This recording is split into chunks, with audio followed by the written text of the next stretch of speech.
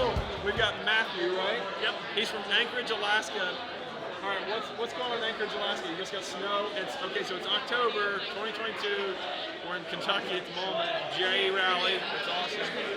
Just snowed in Anchorage. Yeah, it snowed Friday the 15th, and yeah, I got a couple inches of snow, and it was all icy, and people were in the ditch. And Yeah, right. yeah, left town right at the right moment. So What is the growing season for landscaping too, right? And Lawncare. How long is the growing season there? What's that like? so May is spring cleanup month, and then towards the end of May we go into weekly mowing. And then weekly mowing's June, July, and August, and then September it comes to an end, and maybe a little bit of fall cleanups in early October, and then snow. But sometimes the snow can come, pretty early October, or towards the tail end of October, but maybe even as late as November. But it just totally depends. I mean, every year is different. So. What is sunrise and sunset times at this moment?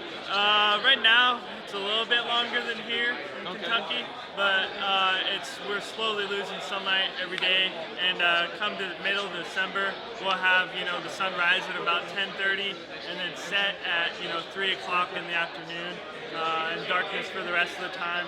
But come mid-June, like early July, that's around the longest day there, and it's pretty much almost 24 hours of sunlight.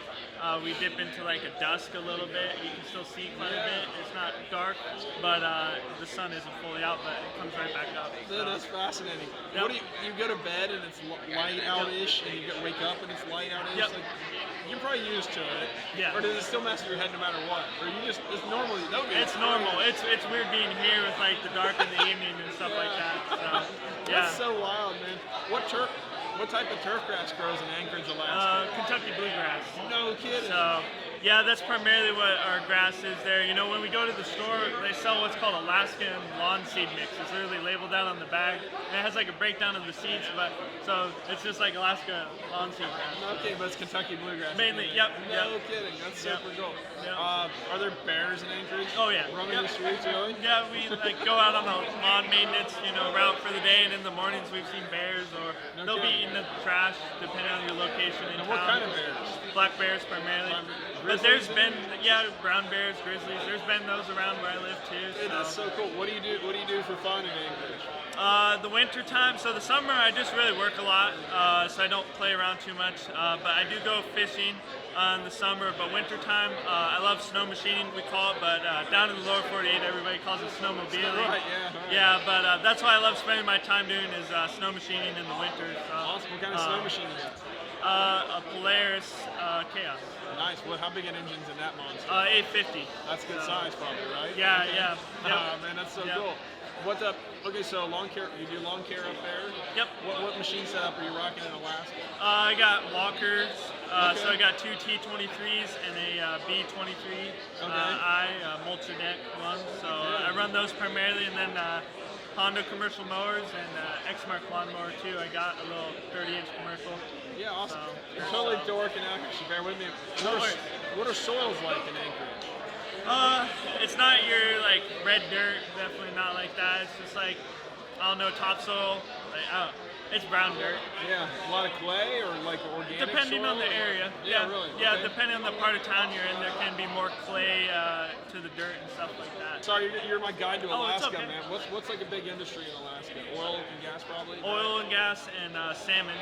But Oil, gas, and salmon. Yeah, the fish industry is big there, but oil's the primary one. The expert oil and salmon. And the tourist industry. So. Yeah, that's fascinating, man. Yep. Dude, I appreciate you sharing this with me. I'm fascinated by this. Yep. What's your YouTube channel and whatever else you want to promote, man? Or your business? My business is Highmark Services. You can follow me on Instagram at Highmark Services AK.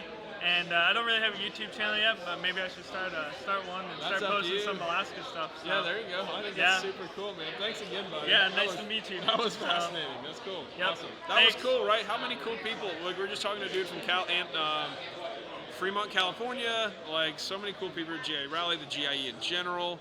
Like Matthew there. This is just, I love this to death. Britt, you probably talked to a ton of people. Cool. You're what? I'm pretty cool too. Well, yeah, of course, but I'm talking about outside experiences here, right? Like Alaska's pretty cool. Alaska's I mean, yeah, I thought California had that, but now we got an Alaskan. So, so much cool stuff here, folks. GIE Rally, interesting stuff. Here we go.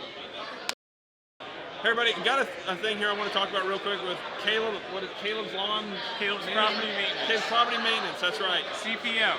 There we go. And you're out of Philadelphia. Yes, outside of Philadelphia, yes. So he's doing something smart compared to something stupid I used to do. I used to have about 40 properties within about 40 miles of each other. That's a gross exaggeration. But Caleb here has 40 properties within about a mile radius. Tell me, A, about how successful it is and why it's successful, and why other people should work on getting their route density in their lawn care routes, and like, why you won't branch out, and then like, tell me the benefits, and if any negativity to that, right? Okay. So one thing that I noticed big time, and I know a lot of people talk about this, is windshield time. How much time are you spending driving in the truck? Driving in the truck doesn't make you any money. Mowing the lawn is what makes you the money. As long as we keep those tires moving, we're making money.